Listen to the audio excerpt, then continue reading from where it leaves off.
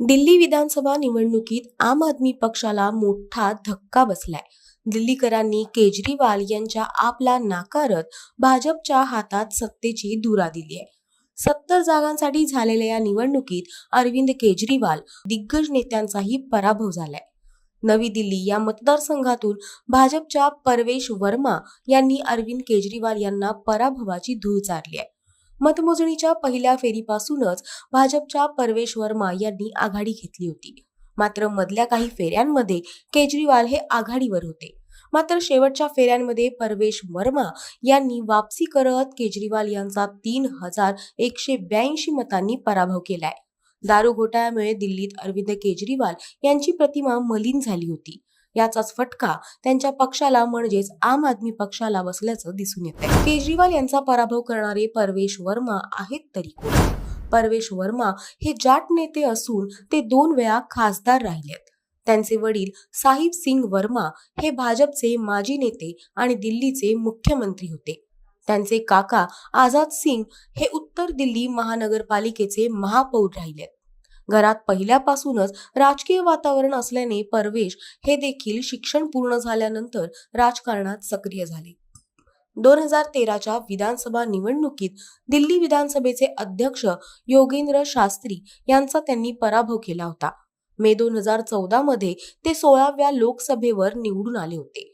2014 मध्ये ते नगर विकास स्थायी समितीचे सदस्य होते। 2019 मध्ये दिल्लीच्या इतिहासात सर्वाधिक मताधिक्य मिळवणारे खासदार म्हणून परवेश यांनी विजय मिळवला होता। 27 वर्षांनंतर दिल्लीत सत्ता आल्यानंतर भाजप श्रेष्ठी आता परवेश वर्मा यांना मुख्यमंत्री करणार असल्याचं बोललं जातंय। त्यामुळे वडिलांनंतर परवेश वर्मा हे दिल्लीचे नवे मुख्यमंत्री होणार अशी चर्चा राजधानीत रंगली आहे। दिल्ली हे जरी छोटं राज्य असलं आणि दिल्लीमध्ये भारतीय जनता पार्टीचे 7 खासदार आहेत। दिल्ली विधानसभेच्या 70 सीट होत्या आणि त्या ठिकाणी भारतीय जनता पार्टीला सकाळपासून जी मतमोजणी चालू होती त्याच्यामध्ये दिल्ली विधानसभेमध्ये त्या ठिकाणी पूर्ण बहुमत प्राप्त झालंय।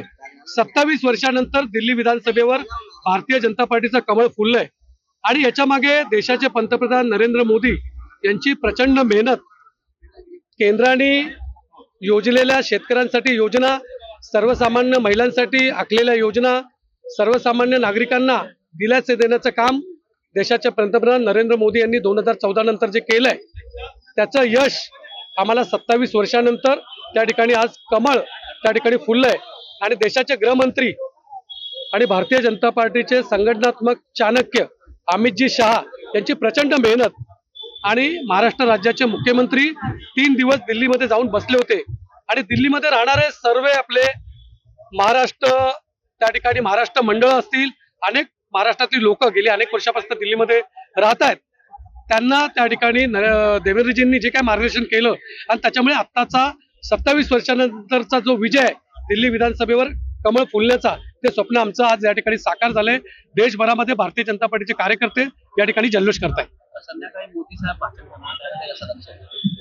भारतीय जनता पार्टीच्या दिल्ली प्रदेश कार्यालयामध्ये नरेंद्र मोदी यांचं 7 वाजता आगमन होणार आहे आणि त्यामुळे शहर जिल्हा म्हणून आणि महाराष्ट्रातल्या सर्व बूथ अध्यक्षांना एक विनंती आहे की आज संध्याकाळी 7 वाजता नरेंद्र मोदी हे देशामधल्या नागरिकांना आणि भारतीय जनता पार्टीच्या कार्यकर्त्यांना त्या ठिकाणी मार्गदर्शन करणारे, संबोधित करणारे। त्यामुळे प्रत्येक कार्यकर्त्यांनी आज संध्याकाळी 7 वाजता मोदी जे त्या ठिकाणी दिल्लीचा जो विजय प्राप्त झालाय त्याचं भाषण करणारे भाषण प्रत्येक कार्यकर्त्यांनी त्या ठिकाणी ऐकायला पाहिजे।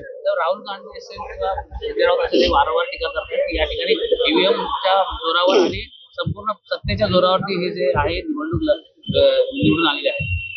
बघा, आत्ताच झालेल्या लोकसभा निवडणुकीमध्ये त्या ठिकाणी उभाटा सेना असेल, काँग्रेस असेल आणि राष्ट्रवादी असेल यांनी लोकसभेमध्ये प्रचंड यश महाराष्ट्रामध्ये मिळवलेलं होतं। कर्नाटक राज्यामध्ये काँग्रेसनी विधानसभेमध्ये यश प्राप्त केलं होतं।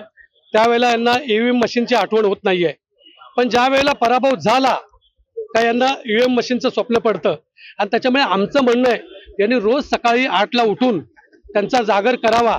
संजय राऊत यांनी रोज बोलावं, राहुल गांधी यांनी रोज बोलावं, नाना पटोलेंनी रोज बोलावं आणि मीडियानी त्यांना रोज प्रसिद्धी द्यावी अशी आमची इच्छा आहे। त्यांनी रोज कोंबडा सकाळी 5ला हरवतो, परंतु संजय राऊतचा कोंबडा 8 वाजता उठतो आणि त्याच्यामुळे संजय राऊत यांनी रोज 8 वाजता आरोळी द्यावी हीच आमची भारतीय जनता पार्टीच्या कार्यकर्त्याची इच्छा आहे. त्यामुळे रोज यांचा कोंबडा 8 वाजता आणि अजून एक राहुल गांधी यांचा 11 वाजता. त्यांना सकाळी लवकर उठायची सवय नसेल. भारतीय जनता पार्टीच्या कार्यकर्त्यांना 24/7 काम करण्याची हे सवय लागली आहे. त्यामुळे आम्ही भारतीय जनता पार्टीचे सर्व नेते असतील, कार्यकर्ते असतील, हे 24/7 देशामधल्या नागरिकांना सेवा देण्याचं काम आम्ही करतोय आणि त्याच्यामुळे प्रचंड मेहनत 27 वर्षांनी जे काही यश भारतीय जनता पार्टीला भेटलंय ते कार्यकर्त्यांच्या जीवावर भेटलंय.